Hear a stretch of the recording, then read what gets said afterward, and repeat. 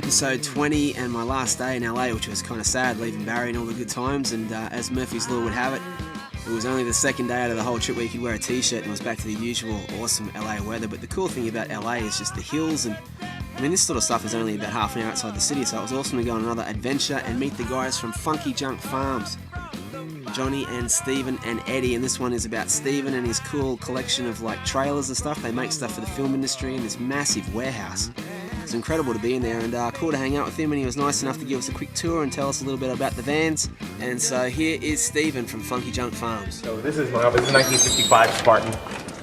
It's a, we actually gutted it and made it into our style of trailer, which is Haywood Wakefield, who was a trailer manufacturer. Not a trailer manufacturer. He was actually a furniture designer. They did a tryout style of furniture, and if they had built a trailer, it kind of would have looked like this. So we went a mid-century modern look to it. Okay. And, what we do is build things for clients that come in and want something completely different from the norm. And what's your background with this? How did you get into this? Well, I used to drag race cars and build exotic, crazy stuff, just cars and stuff like that. And I was working with a buddy of mine on a show, and all of a sudden he said, "Hey, let's get into trailers." Yeah, I started looking into them, and all of a sudden here we are. Wow. With these old vintage style trailers. Okay. And now we started doing them just for ourselves, and somebody else said, "Hey, I want one," so we built one for them, and then all of a sudden we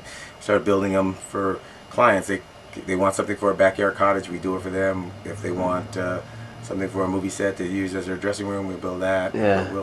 We do anything, and even from the smallest to the largest. They just want to go camping, we'll build something that's camping. Wow, man. But we like to take the old and mix it with the new. So solar panels, inverter systems, generators, you put all that in, bathrooms with full plumbing fixtures and stuff like that. And so, What's the most anyone's ever spent, you reckon, on a trailer?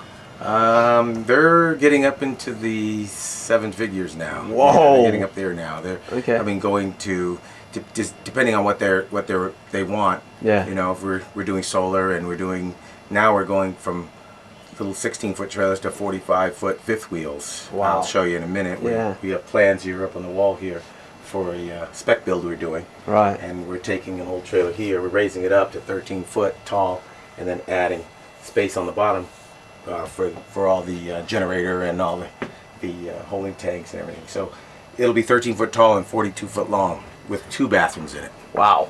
A living room, 2 bathrooms, kitchen, and a bedroom. It's amazing, isn't it? There's no limits with it. No, you can go as crazy as you want with them. And then we'll do pop-outs if you want pop-outs and stuff like that. So it can get nuts. Awesome, man. And so, what did you do?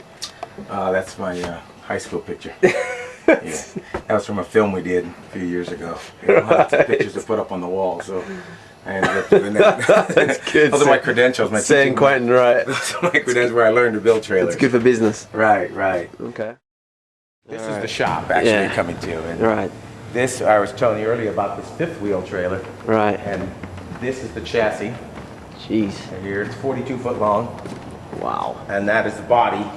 And that body, the bottom of that body is going to be sitting here and going up. So this will be 13 foot tall when it's done. But we're putting everything in the basement, so everything's raised up. Instead of having air conditioners on top, they'll be in the basement. All the holding tanks will be down here. All the generators will be down here, and all the working systems are down below. And the whole top will be just living space. So you're not. And how many trailers do you have all up? In this building, there's 50 trailers. I own probably 10 to 20 myself. Some of these belong to other people or clients, and we store them here for people. We have movie props that we rent out on this side here. We have a bunch of trailers that go out on period films going from the 1920s to the 1950s, late 50s, where we cut off. Right. So if we get a call for trailers or somebody calls for a trailer that is 1930s or doing a 1930s film, we'll have something that works for them. They want something that's taken place in the 60s or 70s, and they want something beat up from the 30s, we have that too. So sometimes it all depends on aging. Yeah. You know. It's amazing the stuff. You never really think about that sort of stuff, do you? But Right. somewhere in a big warehouse, it's all sitting somewhere. It's all sitting here, yeah. Wow, look at these things. Yeah, these are old trucks. This was in a film. A few of these have been in movies and film. And TV series and stuff. And this is where we make it all happen. Awesome, man. Shop. This one we're working on for a client now. We're building her a little piece to put out in the middle of the desert, and she doesn't want the outside to look good because it's out in the desert. So we're kind of leaving it down, but when you walk in, it'll be pimped out.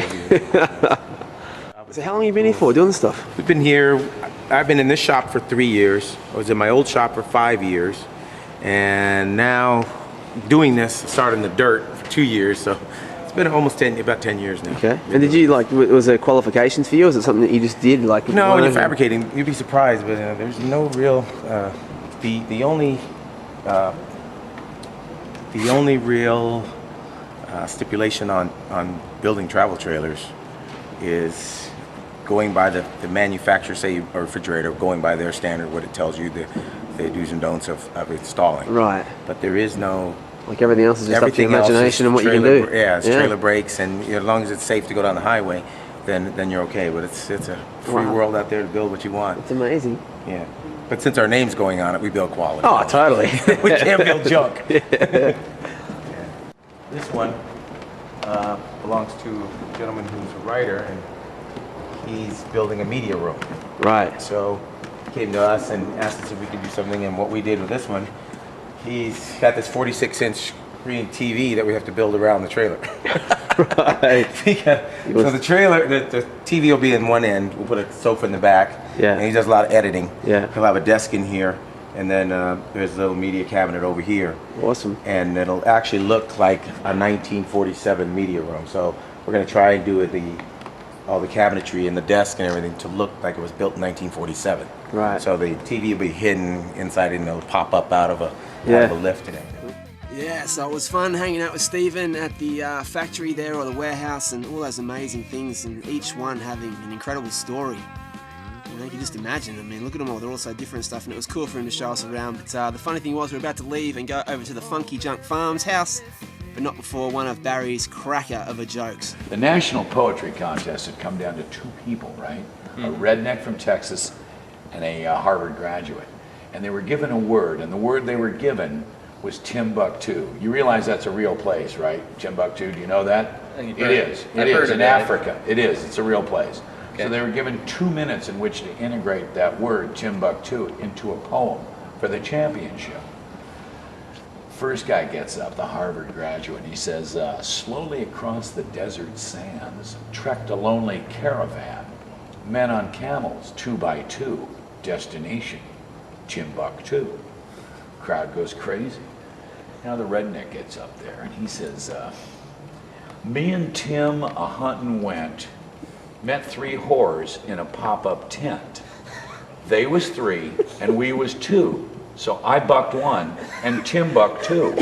There you go, buddy. All right, man. Talk to you. You're working your way from the ground on down.